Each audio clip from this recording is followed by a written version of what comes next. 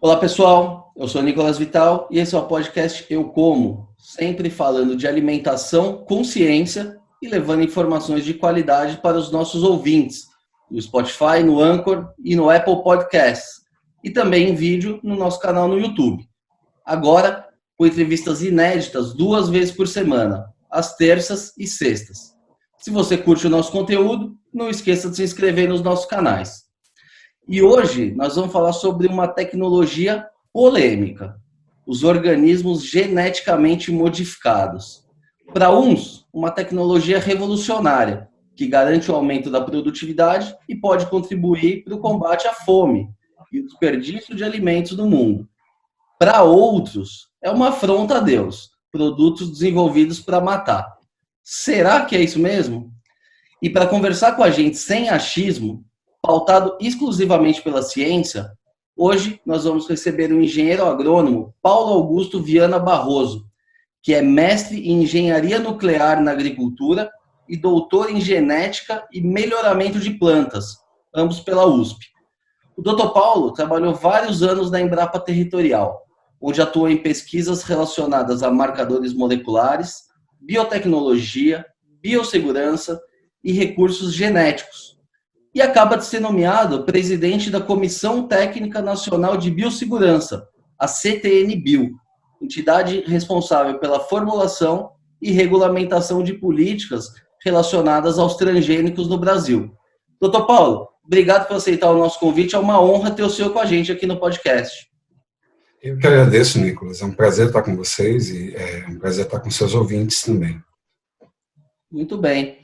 Doutor Paulo, para a gente começar aqui do começo, né? O que faz exatamente a CTN-Bio? Qual é a importância dessa instituição para o país?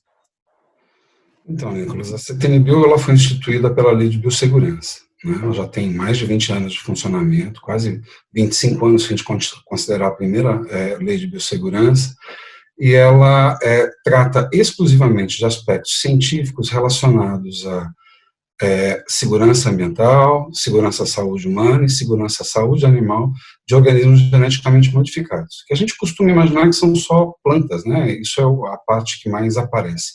Mas também envolve vacinas de animais, terapias gênicas em humanos, desenvolvimento de vacinas para humanos, tem uma série de outras aplicações que não só a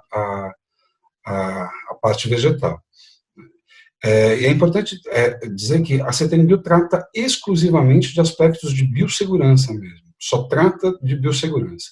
Aspectos socioeconômicos são tratados por um outro conselho, é um Conselho Nacional de Biossegurança.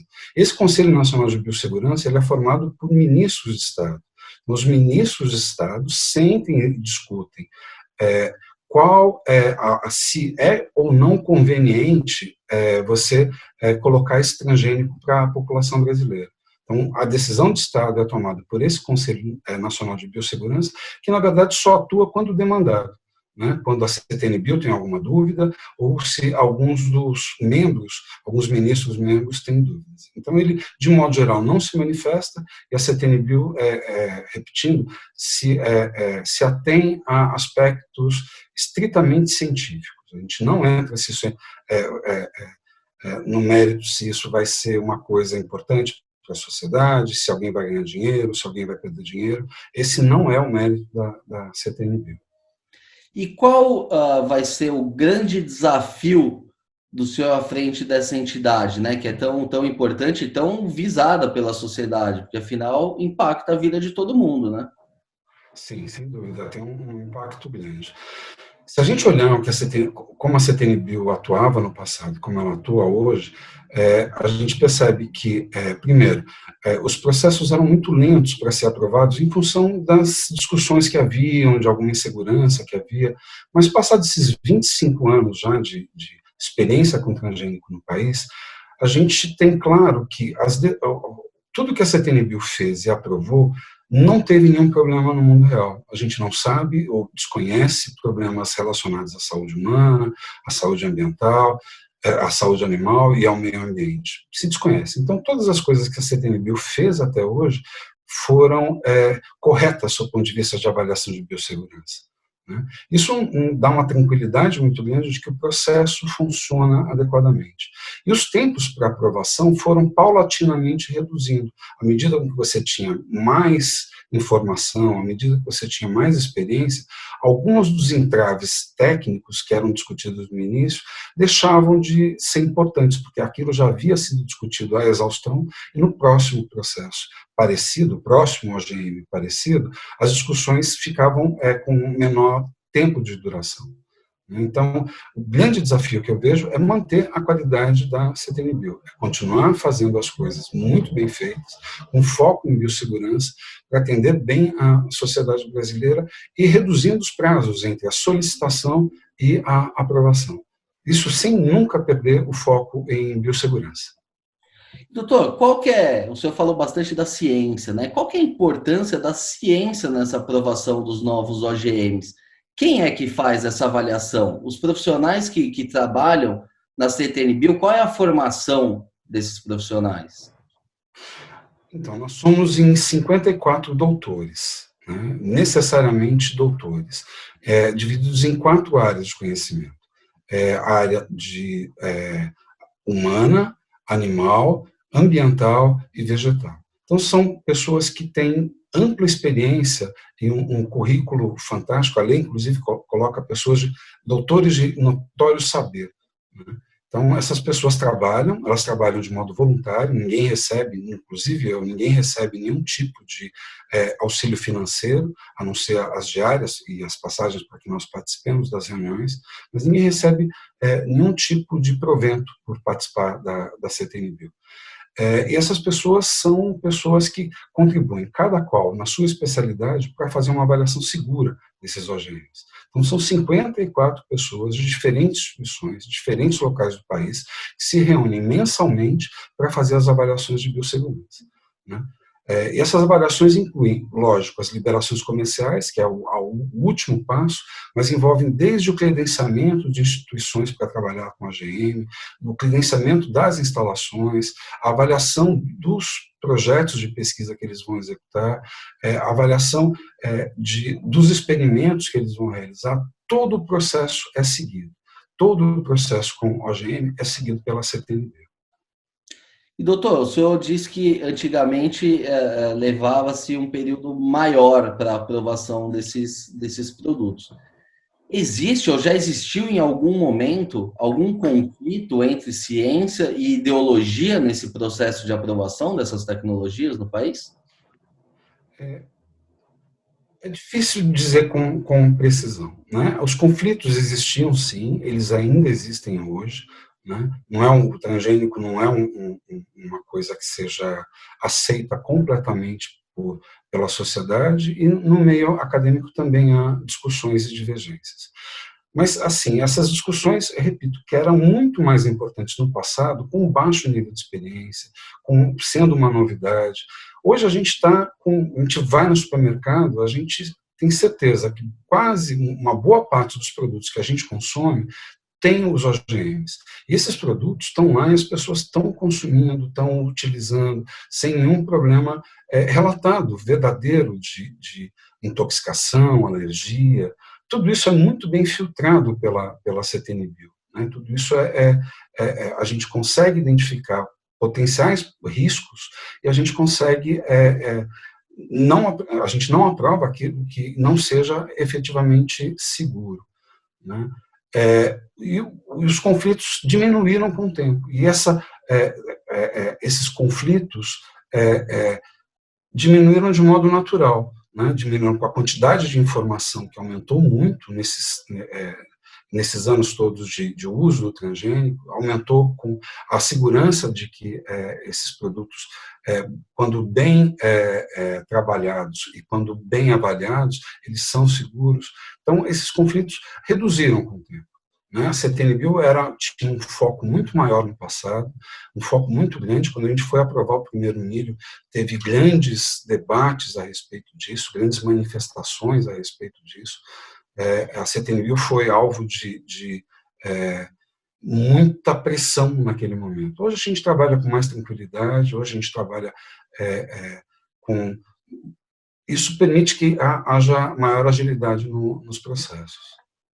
E, doutor, parece, assim, para o público leigo, que os transgênicos Uhum. são uma coisa muito distantes, né, da gente. Quais são os alimentos geneticamente modificados que estão no nosso dia a dia? É só soja e milho ou a gente também tem o que chamam de comida de verdade transgênica? Então, a gente tem comida de verdade, sim, né? A gente, soja e milho, de modo geral, estão muito associados à alimentação animal. Mas se a gente for no supermercado, a gente vai achar o óleo de soja, a gente vai achar derivados, produtos industrializados que contêm bastante soja, a gente vai achar milho, o milho verde que a gente consome, de modo geral, ele é transgênico. A polenta, o fubá que faz a polenta, de modo geral, também é transgênico. O amido de milho, que a gente usa frequentemente, também é transgênico. Isso só falando de ingredientes que seriam utilizados para fazer alimentação na casa das pessoas. Quando a gente pega industrialmente, tem até chiclete, né? Se você olhar chicletes de caixinha, você vai ver que tem o símbolozinho de transgênico que identifica os produtos que contêm mais de 1% de transgênico dentro do processo de fabricação.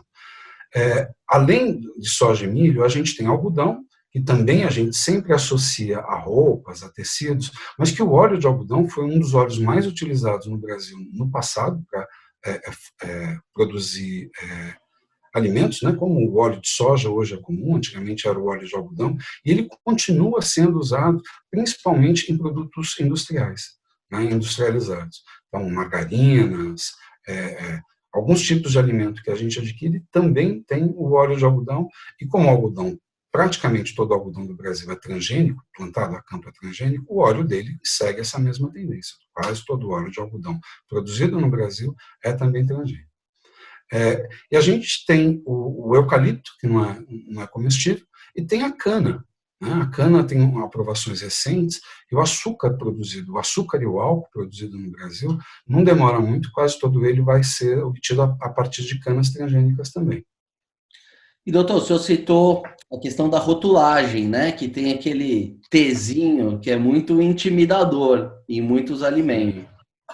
Tu acha que essa rotulagem ela prejudica de alguma forma a percepção do consumidor? Porque ele é agressivo, né? Ele parece uma coisa assim radioativa, uma coisa que faz mal aos olhos do leigo. O senhor acha que isso impacta de alguma forma? Olha, Nicolas, eu acho que sim. Né? Existe uma busca por alimentos que sejam, entre aspas, naturais. Né? E pessoas que optam, né, por consumirem esses alimentos chamados mais naturais. Orgânicos, gluten-free, tem uma série de alimentos que as pessoas associam a uma qualidade melhor. Eu não vejo dessa maneira. Né? Eu, particularmente, mas assim, cada pessoa tem o direito de optar. E nesse direito de opção, né, a informação que contém transgênico, eu acho que pode ser adequada. Né? As pessoas podem não querer comer transgênico e existir uma informação a respeito da presença do transgênico pode ser uma coisa importante. Não sei se aquele T específico, não sei se as pessoas conhecem, mas tem nas embalagens de alimentos que possuem mais de 1%, tem um triângulozinho amarelo, né, com um T. Esse é o símbolo que identifica a presença de transgênico. Então, se você olhar no óleo de soja, olhar em amido de milho, olhar em chiclete de caixinha, alguns confeitos à base de chocolate, muitos produtos, muitos. A gente nem imagina, tem que ir no supermercado, ficar curioso, ir no supermercado e olhar para imaginar a quantidade de transgênico, de alimentos que são feitos com transgênicos que estão presentes no nosso cotidiano. Não vejo o transgênico como sendo um problema na alimentação. Não há relatos. A grande maioria da população desconhece o que é transgênico, realmente o que é um transgênico, e na hora de comprar não leva isso em consideração.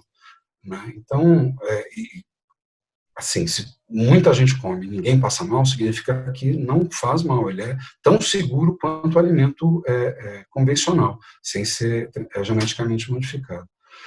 Mas é importante que as pessoas tenham o direito de escolha. Então, eu acho que, nesse sentido do direito de escolha, a presença de um alerta, não necessariamente aquele símbolo mais agressivo, é importante estar presente.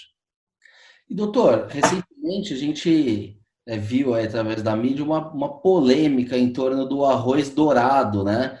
Uma polêmica com o Greenpeace envolvido, inclusive, que foi rebatido por mais de 100 vencedores do Prêmio Nobel, que acabaram assinando uma carta de repúdio. Esse produto, o arroz dourado, qual é o grande diferencial dele e por que ele poderia realmente salvar milhões de vidas, como dizem esses premiados do Nobel?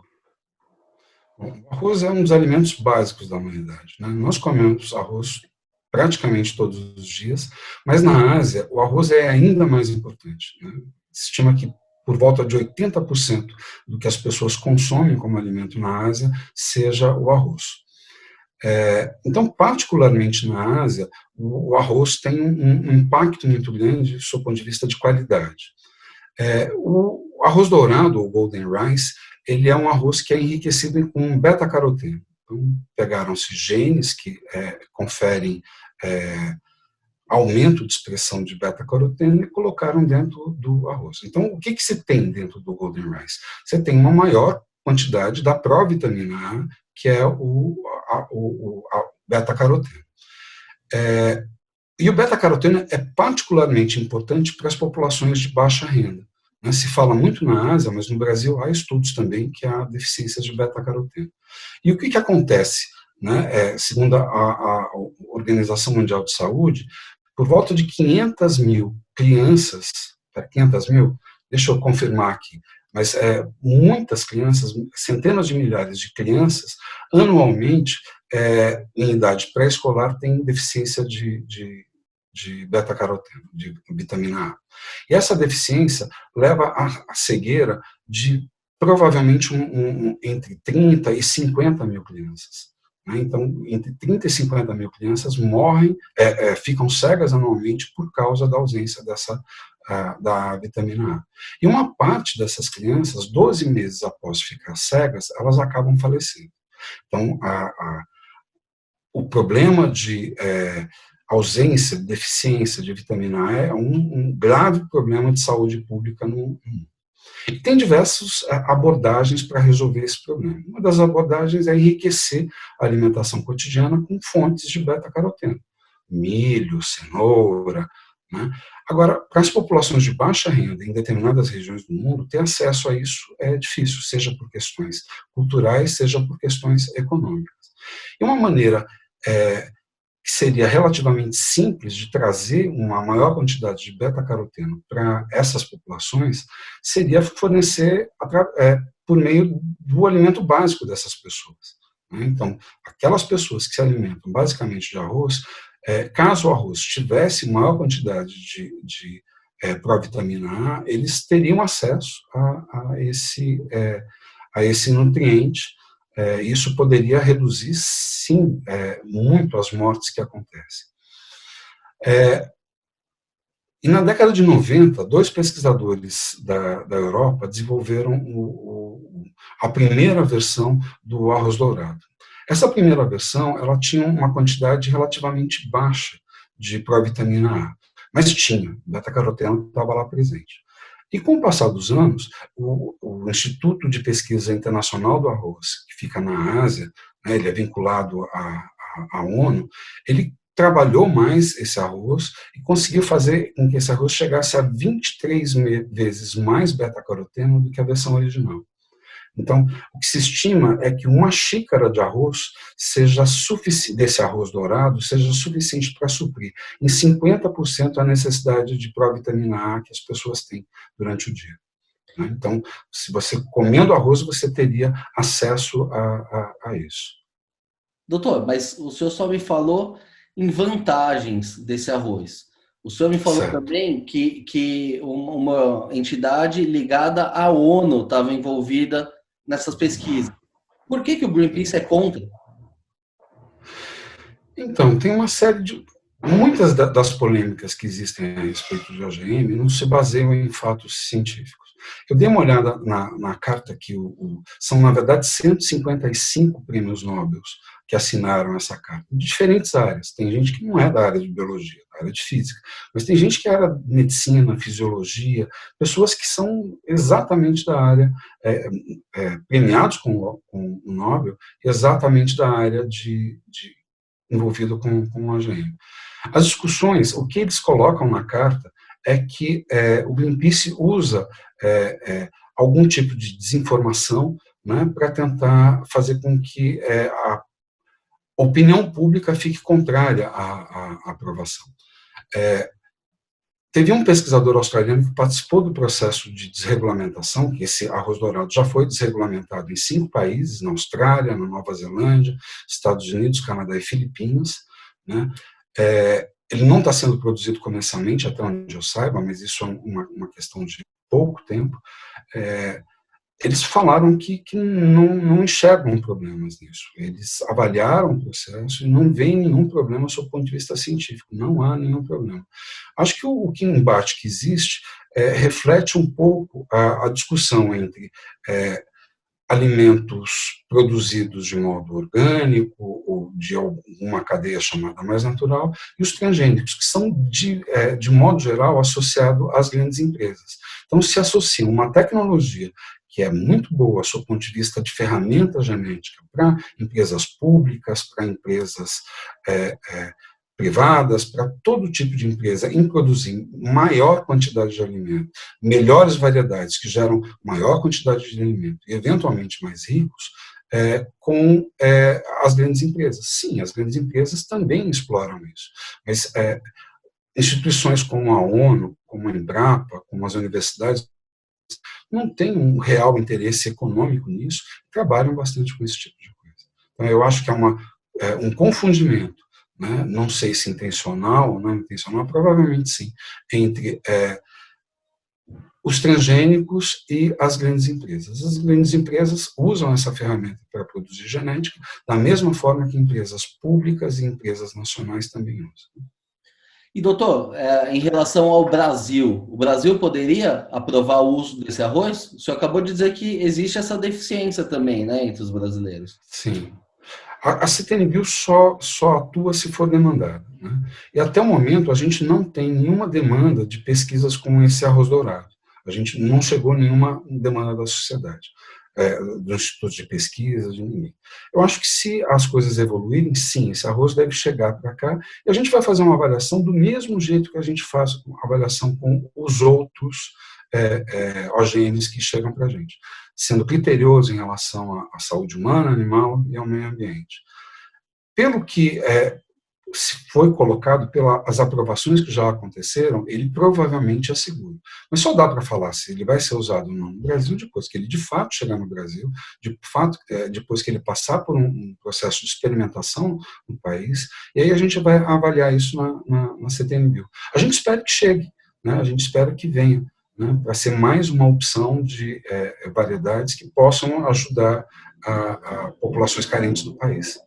Quem detém essa patente? Quem que teria que demandar a CTN-Bio uma avaliação? Nicolas, eu não tenho certeza, mas me parece que no contrato original, esses pesquisadores europeus fizeram um contrato com uma grande empresa de tal maneira que elas poderiam explorar a tecnologia, desde que fornecessem gratuitamente, sem a cobrança de royalties, as tecnologias no terceiro mundo. Tá? Então, isso tem sido trabalhado mais na Ásia, por enquanto porque as deficiências são maiores lá, né? O arroz não tem nada de beta-caroteno, as deficiências são mais fortes lá, tanto que estão fazendo as coisas, já foi aprovado nas Filipinas e outros países estão em processo de aprovação, mas isso não deve demorar muito a chegar aqui no Brasil, a gente espera que ele venha. Doutor, a gente também tem um exemplo 100% nacional aqui no Brasil, né, que é o feijão transgênico da Embrapa. Ele já foi aprovado, só que ainda não foi ao mercado. Qual que é o motivo? Não tinha falado nada a respeito do feijão, mas o feijão é talvez a primeira tecnologia verde-amarela, puramente verde-amarelo, né? O feijão faz parte da alimentação cotidiana da gente, o feijão está em diferentes receitas, em diferentes formatos ao longo do nosso Brasil. A Embrapa trabalhou durante muito tempo para desenvolver esse feijão geneticamente modificado. Ele é resistente a um vírus que é destruidor na cultura do feijão, que é o vírus do mosaico dourado de feijoeiro, né?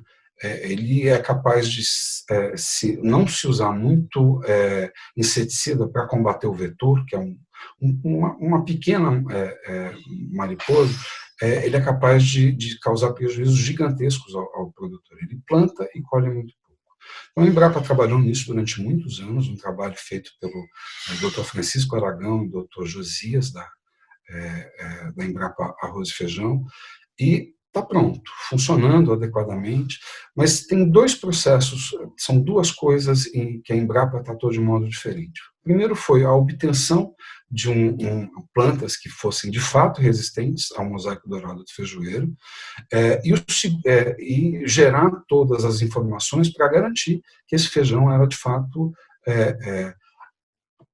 ambientalmente similar ao feijão convencional e que não trazia nenhum problema à saúde humana e animal. Então, esse foi o primeiro foco da Embrapa.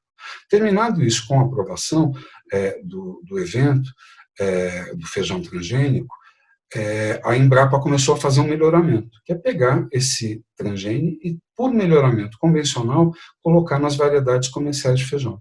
Então, foi esse o processo. A informação que eu tive há pouco tempo da Embrapa Arroz e Feijão é que está tudo pronto, a variedade está pronta, está num processo de licitação para isso ir para sementeiros que vão produzir as sementes e vender essas sementes para produtor. Então, eu imagino que no máximo em 1 ou 2 anos o feijão vai estar na prateleira dos supermercados, né? E todas as análises que a CTN-Bio fez garantiram que esse feijão é tão seguro quanto o feijão convencional, seja para a alimentação humana, seja para o meio ambiente. E, doutor, existem outros alimentos OGM em vias de serem aprovados no Brasil? A gente tem outras culturas que se tem processos dentro da CTN-Bio, em etapas diferentes, em momentos diferentes. Alguns começando o processo de experimentação, outros mais para o final. Um deles é o cítrus. O cítrus tem uma série de problemas fitossanitários, o cítrus é uma indústria muito importante, tanto para consumo in natura, a gente consome muita laranja in natura, quanto uma indústria importante na pauta de exportação do Brasil. O Brasil é o principal produtor de suco de laranja do mundo. Então, tem cítrus na pauta, tem quais outros? Acho que o cítrus é o que está mais avançado hoje, né? O cítrus é o que está mais avançado e a gente espera que em breve a gente tenha as respostas suficientes para que as empresas que estão trabalhando isso, as instituições que estão trabalhando isso, inclusive há uma participação muito intensa de instituições públicas nisso, que consigam chegar a um produto que possa resolver os problemas a que o cítrus GM se propõe a resolver. Então será mais uma laranja transgênica. As pesquisas, então, elas vão muito mais na linha de resolver problemas com pragas e resolver, ou ao menos tentar ajudar a reduzir o uso de defensivos, do que propriamente no melhoramento do fruto, né? Ou seja, as pessoas que são contra os agrotóxicos deviam ser a favor dos OGMs, né? Não faz sentido? Faz todo sentido, né? Então, no caso do cítrus, vou falar dos cítrus, né? Tem uma doença que chama greening. Essa doença, uma vez instalada, você tem que eliminar as árvores. E ela é transmitida por um inseto. E esse inseto, para você evitar que o greening chegue à planta, você tem que matar esse inseto que é o vetor, né? Ele faz, para quem não entende direito o que é um vetor, né? A dengue é transmitida por um vetor, por um mosquito vetor. Do mesmo jeito que o mosquito transmite um vírus para o humano, também se transmite doenças para plantas.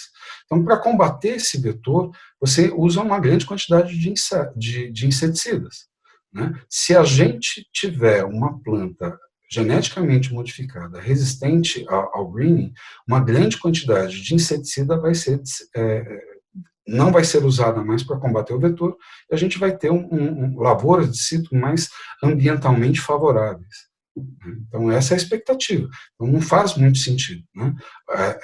Se as pessoas acham que a quantidade de inseticidas, fungicidas, todos esses cidas são usados em demasia, elas, de fato, deveriam ser favoráveis aos OGMs.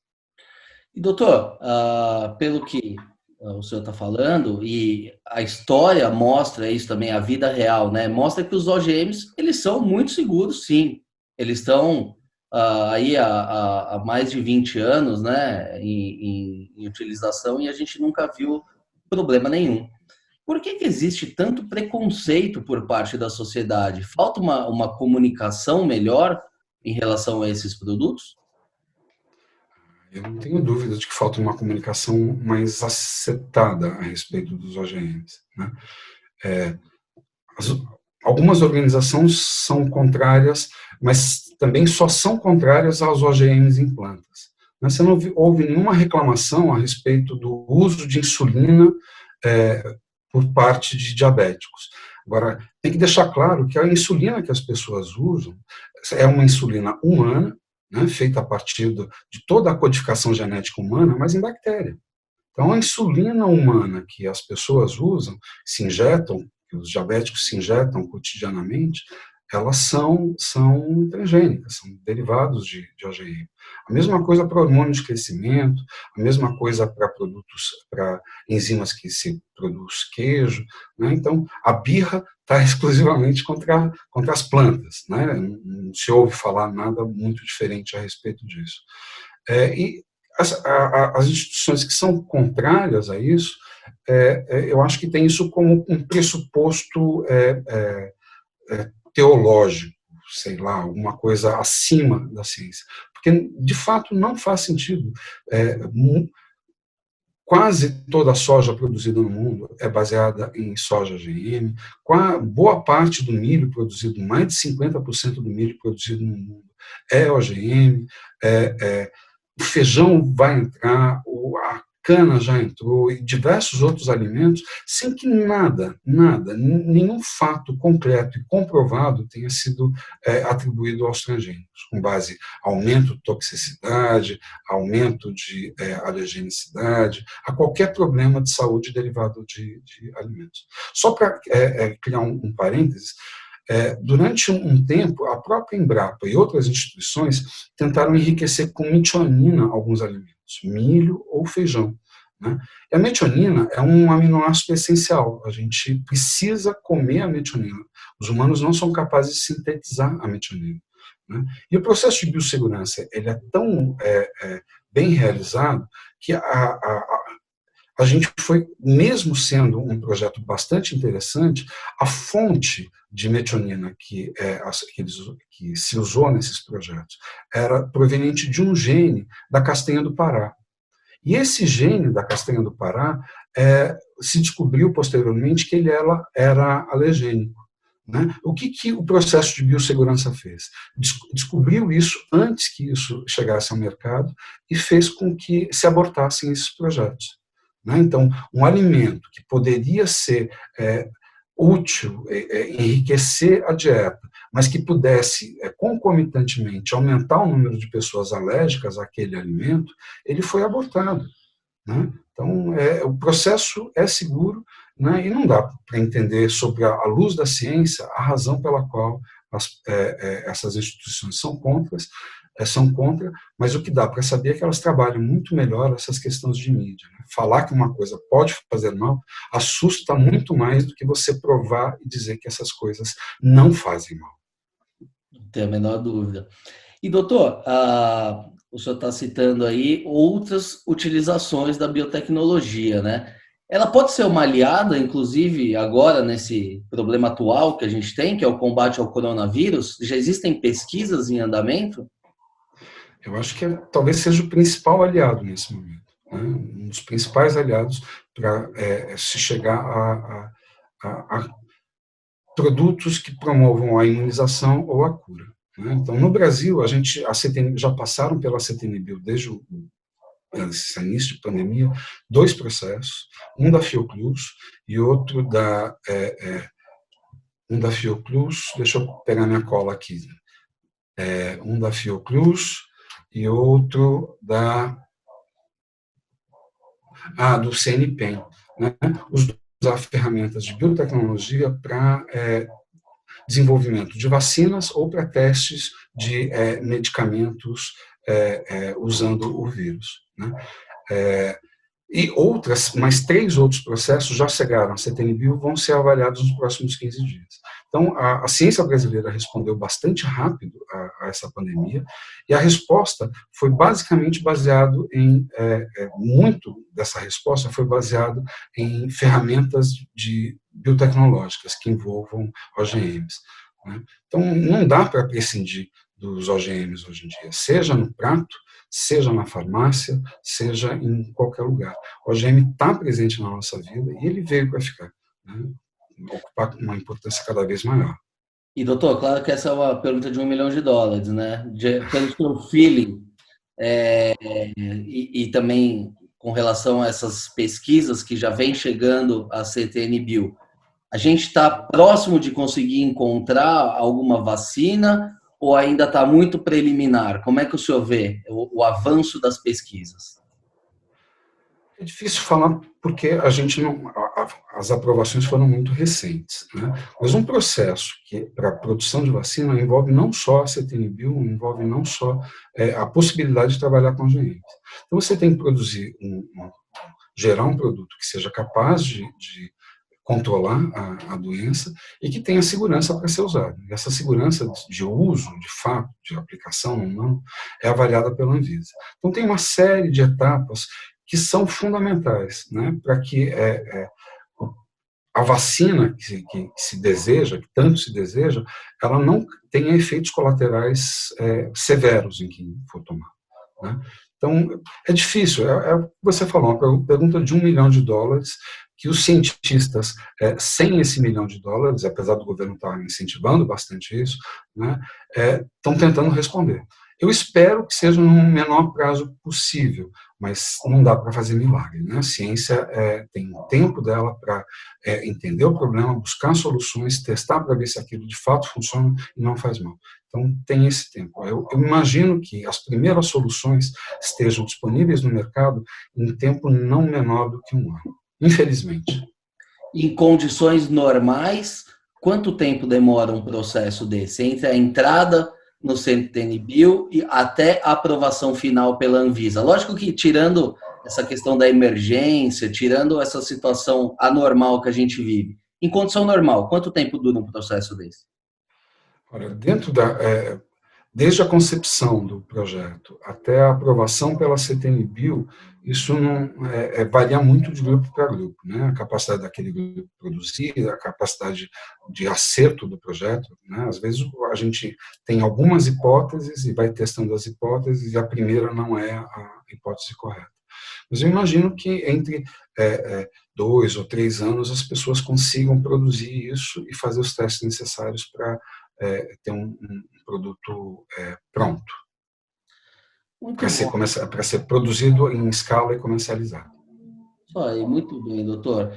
Pessoal, essa edição do podcast Eu Como vai ficando por aqui. Acho que a gente tinha assunto aqui para ficar pelo menos mais umas 2 horas conversando.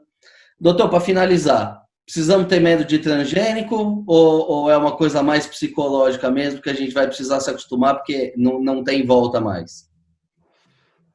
Então, o medo é infundado. Nunca nenhum alimento foi tão avaliado quanto os transgênicos. Os transgênicos sofrem um tratamento quase de um medicamento, né? Eles são avaliados com tanta intensidade a respeito da segurança deles, que eu posso dizer que aqueles que são aprovados são tão seguros ou mais seguros ainda que os alimentos convencionais. Eles passam por um crivo de pessoas extremamente qualificadas, que estão ali trabalhando para a sociedade brasileira receber um alimento que seja adequado. Então, podem comer transgênico, podem se alimentar com ele, pode dar esse alimento para os seus filhos. Eu fiz isso e não tive nenhum problema. Eu faço isso cotidianamente e não tenho nenhum problema. O transgênico é seguro, aqueles que foram liberados são seguros. Isso aí, vamos ouvir mais a ciência e menos os que só ficam aí pregando medo, né? Muito bem, pessoal. Essa edição vai ficando por aqui. Se você gostou da entrevista, não se esqueça de seguir os nossos canais no YouTube, no Spotify ou na sua plataforma de streaming favorita. Aproveite e siga também no Facebook e no Instagram. Lembrando que esse podcast tem o patrocínio da Crop Life Brasil e volta com a sua programação normal na próxima terça-feira. Por hoje é isso e até a próxima.